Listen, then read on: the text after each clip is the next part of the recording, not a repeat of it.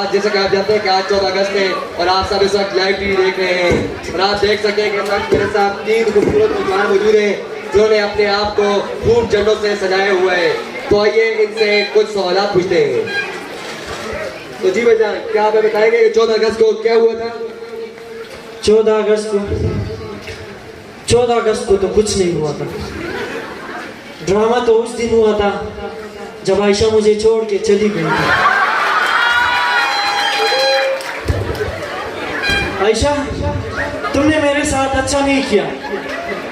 मैंने 200 का आईफोन दिलाया, मैंने RS 30 वाली नहीं दिलाई, मैंने 20 रुपए की बिरयानी वाली प्लेट खिलाई, मैंने 300-400 का खर्चा कराया। लेकिन क्या हुआ, जब मैंने रिश्ता भेजा तो जवाब मिला कि आप मेरे इस्तिखारे में नहीं आए।